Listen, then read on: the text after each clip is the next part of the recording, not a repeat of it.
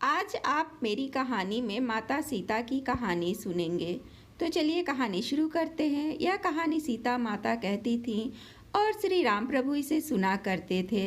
एक दिन श्री राम भगवान को किसी काम के लिए बाहर जाना पड़ गया, तो सीता माता कहने लगी कि भगवान, मेरा तो 12 वर्ष का नियम है। अब आप बाहर जाएंगे तो मैं अपनी कहानी किसे सुनाऊंगी। श्री राम ने कहा कि तुम कुएं की पाल पर जाकर बैठ जाना और वहाँ जो औरतें पानी भरने आएंगी उन्हें अपनी कहानी सुना देना। सीता माता कुएं की पाल पर जाकर बैठ जाती हैं। एक स्त्री आई, उसने रेशम के जड़ी की साड़ी पहन रखी थी और सोने का घड़ा ले रखा था। सीता माता उसे देखकर कहने लगी कि बहन, मेरी 12 वर्ष का नितनेम सुन लो। पर वह स्त्री बोली कि मैं तुम्हारा नितनेम सुनूंगी तो मुझे घर जाने में देर हो जाएगी और मेरी सास मुझसे लड़ेंगी। उसने कहानी नहीं सुनी और चली गई। उसकी रेशम जड़ी की साड़ी फट गई, सोने का घड़ा मिट्टी के घड़े में बदल गया। सास ने देखा तो पूछ लिया कि ये किस दोष को अपने सिर पर लेकर आ गई है। बहू ने कहा कि कुएं पर एक औरत बैठी थी, उसने कहानी सुनने के लिए कहा, लेकिन मैंने सुनी नहीं, जिसका यह फल मिला है। बहू की बात सुनकर अगले दिन वही साड़ी और घड़ा लेकर सास कुएं की पाल पर गई। सास तो वहीं पर माता सीता बैठी मिली, तो माता सीता ने कहा कि बहन, मेरी कहानी सुन लीजिए। सास बोली कि एक बार छोड़, मैं तो 4 बार कहानी सुन लूँगी।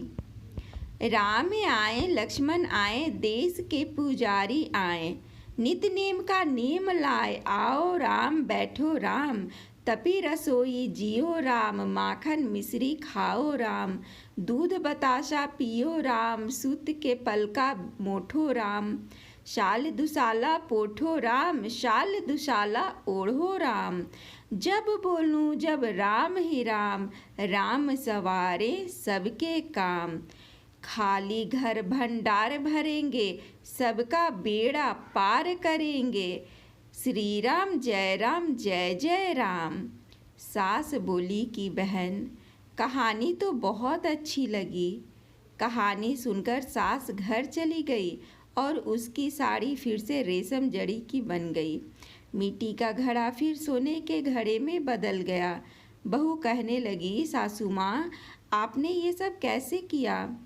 सास ने कहा कि बहू, तू दोष लगा आई थी और मैं अब दोष उतार कर आ रही हूँ। बहू ने फिर पूछा कि वह कुएं वाली स्त्री कौन है। सास बोली कि वे सीता माता थीं। वे पुराने से नया कर देती हैं, खाली घर में भंडार भर देती हैं। वह लक्ष्मी जी का वास घर में कर देती हैं। आदमी की जो भी इच्छा हो उसे पूरा कर देती हैं। बहू बोली कि ऐसी कहानी मुझे भी सुना दो। सास बोली कि ठीक है, तुम भी सुनो। और सास ने कहानी शुरू की।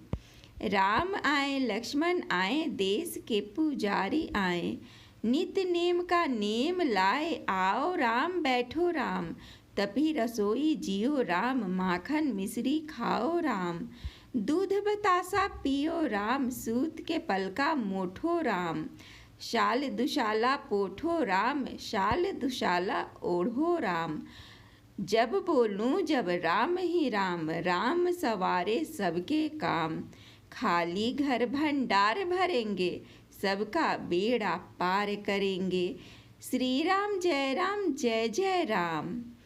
कहानी सुनकर बहू बोली कि कहानी तो बहुत अच्छी है।